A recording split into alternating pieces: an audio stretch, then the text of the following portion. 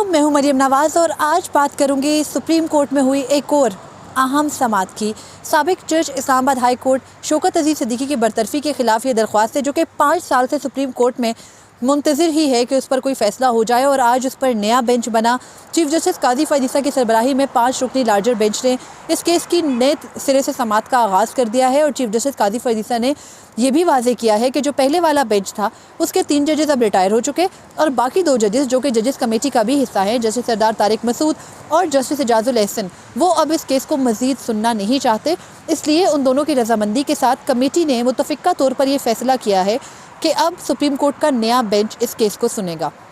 आज की समाअत में बहुत कुछ इंटरेस्टिंग हुआ, वो तमाम फैक्ट्स भी आपके सामने रखूंगी, लेकिन आज की वीडियो में कुछ बात करेंगे जस्टिस मज़ाहिर अली अकबर नकवी के ख़िलाफ़ जो रेफरेंस है सुप्रीम जुडिशल काउंसिल में, उससे मुतालिक भी। तो पहले आज की समाअत की बात कर लूँ। आज की समाअत में चीफ जस्टिस कादी फ़ायज़ ने बराह रास्त यूट्यूबर्स के बारे में एक रिमार्क्स ये दिया कि उन्होंने कहा कि आजकल हर कोई मोबाइल पकड़ कर ये समझता है कि वो सहाफ़ी बन गया है, जबकि सहाफ़ी का जो रुतबा है वो बहुत ही आला होता है।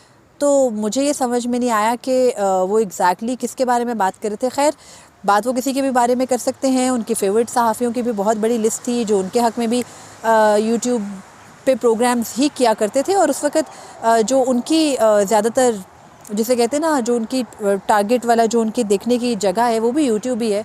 टीवी आजकल कौन देखता है? एक अखबार पढ़ी जाती है और एक यूट्यूब देखी जाती है और यही वो चीज़ें हैं जिनको हमारे जजेस भी निजी महफ़िलों में तो प्रमोट करते हैं, लेकिन ओपनली वो उनको तनकीद का निशाना बनाते हैं। खैर, आज की जब समाअत का आगाज़ हुआ तो उसकी समाअत के शुरू में ही चीफ जस्टिस कादी फ़ायज़ की तरफ से ये कहा गया कि आजकल हर कोई कैमरा पकड़ कर ये समझता है कि वो यूट्यूबर बन गया है और वो यूट्यूबर ख़ुद को सहाफ़ी समझता है, लेकिन सहाफ़ी का रुतबा बहुत ऊंचा होता है। और ये बात उन्होंने इस कंटेक्स्ट में कही कि जो बेंचेस की तश्कील से मुतालिक मुसलसल चीफ जस्टिस कादी फ़ायज़ और दीगर जो जजेस कमेटी के अरकान हैं उन पर तनकीद हो रही है, लेकिन चीफ जस्टिस कादी फ़ायज़ को शायद हर्ट वो इस मामले या इस बात के ऊपर है कि जो जजेस कमेटी है उसके अरकान तो 3 हैं, लेकिन सारी की सारी तनकीद चीफ जस्टिस कादी फ़ायज़ पर क्यों हो रही है? तो सारी की सारी तनकीद चीफ जस्टिस कादी फ़ायज़ पर इसलिए हो रही है क्योंकि वो इस वक्त ये जो पूरा अदालती निज़ाम है, पूरी अदलिया है, उसके सरबराह हैं। सिर्फ बेंचेस के बनाने और सुप्रीम कोर्ट के फ़ैसलों में जो डिवीज़न अब क्रिएट हो गई है, यानी जो चीफ जस्टिस कादी फ़ायज़ ने आज केस की समाअत के दौरान ये भी कहा कि जब मुल्क जमहूरियत की तरफ बढ़ रहा है, जो कि हमारा मुल्क वाकई अब जमहूरियत की तरफ बढ़ रहा है, तो उस जमहूरियत की तरफ सुप्रीम कोर्ट भी बढ़ी है। तो जो सुप्रीम कोर्ट में आप जमहूरियत लेके आए हैं, उससे जो पूरी की पूरी जुडिशरी है उसका निज़ाम सीधा नहीं हो गया। बिल्कुल ये अच्छा इक़दाम था। चीफ जस्टिस की पावर्स को डिवाइड होना चाहिए।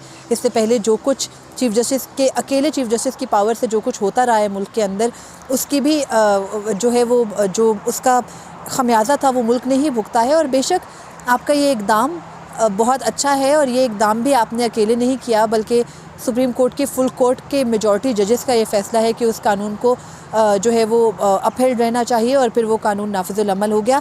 उसके बाद फिर जो भी कमेटी के अंदर इख्तलाफात आते रहे, ज़ाहिर है वो इख्तलाफात आने थे, वो फ्यूचर में भी आएंगे। जो ग्रीवेंस मुझे महसूस हुई आज की समाअत शुरू होते ही चीफ जस्टिस कादी फ़ायज़ ने पहले 5 मिनट के अंदर सहाफ़ियों का जिक्र किया, तो महसूस ये हुआ कि शायद उनको ये चीज़ बॉदर करी है। तनकीद सहना आसान नहीं होता। इससे पहले भी जजेस के ऊपर बहुत ज़्यादा तनकीद होती रही। साकिब निसार के ऊपर तनकीद हुआ करती थी तो वो सहाफ़ियों को नोटिस करके अदालत में बुला लिया करते थे। कंटेम्प्ट ऑफ कोर्ट की जो है वो वाक़यात भी हुए। हमारे सीनियर हैं, यूट्यूब भी करते हैं, अब एंकर हैं, मतिउल्लाह जान साहब सीनियर सहाफ़ी हैं। उनके एक ट्वीट के ऊपर भी इस अदालत ने तौहीन अदालत लगा दी थी और आज तक उस केस को दोबारा समाअत के लिए मुकर्रर करके भी नहीं निपटाया गया। तो मेरा नहीं ख़्याल कि ये टैग लगा देना किसी के ऊपर कि सहाफ़ी ऐसे बनते हैं और सहाफ़ी का ये रुतबा होता है। इतने आला ओहदे पर फ़ाइज़ हो के उस आला ओहदे का जो मुकाम है, जो रुतबा है, वो भी तो बहुत आला है। तो मुझे नहीं लगता कि इस तरह की तनकीद के अंदर एक चीफ जस्टिस को इंडल्ज होना चाहिए या ख़ुद को इस बहस का हिस्सा बनाना चाहिए। खैर, आज की समाअत के अंदर एक अहम चीज़ ये हुई कि फैज़ हमीद का नाम, जो कि शौकत अज़ीज़ सिद्दीकी की जानिब से इससे पहले भी लिया जाता रहा और इससे पहले उन्होंने एक दरख्वास्त दायर की थी सुप्रीम कोर्ट के अंदर, जो कि उनकी दूसरी ओरिजिनल दरख्वास्त के अलावा दरख्वास्त थी, जिसमें उन्होंने तमाम तर वो अहवाल सामने रखा जो उनके साथ बतौर जज इस्लामाबाद हाई कोर्ट होता रहा, जो उन पर प्रेशर डाला जाता रहा कि नवाज़ शरीफ वगैरह की अपीलें समाअत के लिए मुकर्रर करके फ़ैसला कर दो तो आपको बहुत जल्द चीफ जस्टिस बना देंगे। तो आज भी वो मामला अदालत के सामने आया लेकिन इससे पहले जब ये मामला अदालत के सामने आया था तब चीफ जस्टिस उमर अता बंदयाल की सरबराही में 5 रुकनी लार्जर बेंच था। और मुझे आज भी याद है कि शौकत अजीज़ सिद्दीकी जब रोस्टम पर आए 2022 में और उन्होंने ये तमाम तर जो बातें थी वो अदालत के सामने की, अपनी तकरीर का हवाला भी दिया, तो तब बेंच में मौजूद तमाम जजेस जो थे वो उन पर बरहम हुए थे। जस्टिस सरदार तारिक मसूद ने भी बहुत सख्त रिमार्क्स उन पर दिए थे। चीफ जस्टिस उमर अता बंदयाल ने भी उनको बात करने से रोक दिया था। लेकिन आज अदालती माहौल तब से बिल्कुल बरक्स था। जजेस सुनने के मूड में थे। शौकत अजीज़ सिद्दीकी ने भी कहीं इंटरवीन करके ख़ुद बात करने की कोशिश नहीं की। इससे पहले माजी में जब उन्हें ये महसूस होता था कि बेंच उनके वकील की बात नहीं सुन रहा तो वो ख़ुद इंटरवेंशन के लिए बार बार जो है वो अदालत में आ जाते थे और फिर रोस्टम पर आ जाते थे और फिर अदालत का माहौल तब कुछ अजीबोगरीब हो जाता था। आज काफ़ी कामली सब कुछ हुआ। चीफ जस्टिस काजी फरीद ईसा ने ये सवाल उठाया कि जब इल्ज़ाम फैज़ हमीद के अलावा दीगर शख्सियात के ऊपर है तो उन तमाम को फ़रीक क्यों नहीं बनाया गया, और जब उनको फ़रीक नहीं बनाया गया तो उनका मौक़िफ़ लिए बगैर अदालत फ़ैसला कैसे कर सकती है कि आपके इल्ज़ामात दुरुस्त हैं। और ये बात अदालत की बिल्कुल ठीक है।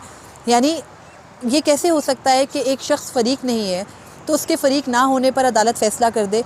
ठीक है, वो ना आए, वो अदालत के नोटिस देने पर भी ना आए, वो अपनी जो है वो अदालत के सामने नुमाइंदगी ना चाहें, वो एक डिफरेंट बात है जिसको अदालत नोट कर सकती है। लेकिन एक ड्यू प्रोसेस है, एक तरीक़ेकार है अदालती जिसको पूरा करना ज़रूरी है और अदालत ने उसी को पूरा करने के लिए आज ये मामला उठाया और अब ये कहा है कि कल जो है वो कल तक नोटिस किए जाएँ और कल तक जो है वो इन तमाम लोगों को फ़रीक बनाया जाए ताकि अदालत ने एक अगली जो समाअत इस केस की करनी है उसमें सिर्फ नोटिस इशू करने हैं। तो फिर वो नोटिस इशू करने का जो मामला है वो कल मुकम्मल हो जाएगा।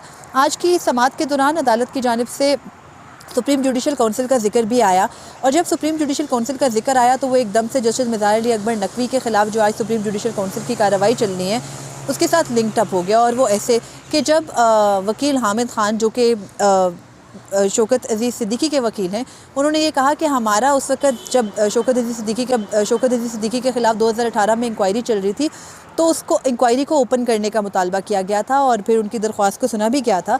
लेकिन जब ये मामला आया तो चीफ जस्टिस काजी फरीद ईसा ने कहा कि जो रूल्स ऑफ इंक्वायरी है 2005 के, जिसके तहत कि सुप्रीम जुडिशल काउंसिल की कार्रवाई होती है, उस कार्रवाई के अंदर उस कार्रवाई के जो रूल्स हैं उनमें दर्ज है कि वो इन कैमरा कार्रवाई होगी, यानी कि वो कार्रवाई जो है वो उसमें वो ओपन कार्रवाई नहीं होगी। तो चीफ जस्टिस ने यह भी कहा कि वो तो ख़ुद मुखालिफ हैं, वो चाहते हैं कि हर चीज़ ओपन हो। सुप्रीम जुडिशल काउंसिल का इजलास भी चीफ जस्टिस ने कहा कि ओपन होना चाहिए। और फिर जब ये सब हो रहा था तो उसी वक्त यानी हम लोग तो कमरा अदालत में मौजूद थे, लेकिन बाहर जस्टिस मिज़ार अली अकबर नकवी ने एक दरख्वास्त सुप्रीम जुडिशल काउंसिल में दायर की, एक ख़त लिखा जिसमें उन्होंने अपने ख़िलाफ़ होने वाली इंक्वायरी को ओपन करने का मुतालबा किया। तो आज अब से कुछ देर बाद ये इजलास, बल्कि अब तो वो इजलास चल रहा है, तो उस इजलास के अंदर ये भी तय होना है कि इस इंक्वायरी को ओपन किया जाए या नहीं। और कहीं कहीं ये भी बात हो रही है कि शायद आज जस्टिस मिज़ार नकवी ने क्योंकि अभी तक अपने शो कॉज नोटिस का बाकायदा जवाब नहीं दिया, तो अब सुप्रीम जुडिशल काउंसिल के पास रूल्स के तहत मुकम्मल इख्तियार है कि वो उनके ख़िलाफ़ प्रोसीड कर सकती है। तो आज का इजलास अहम है। सुप्रीम जुडिशल काउंसिल के इजलास की जो कार्रवाई अभी चल रही है उसमें ये देखना होगा कि जो चीफ जस्टिस काजी फरीद ईसा शौकत अजीज़ सिद्दीकी केस में ये कहकर उठे हैं और वाकई इससे पहले भी जब इन चैम्बर समातें भी चीफ जस्टिस काजी फरीद ईसा के सामने इन चैम्बर केसेस भी फिक्स होते रहे तो उस पर भी चीफ जस्टिस काजी फरीद ईसा का मौक़िफ़ यही था कि इन सबको ओपन होना चाहिए। और एक बार उन्होंने सहाफ़ियों को इन्वाइट भी किया था, जो कि दुरुस्त इक़दाम है।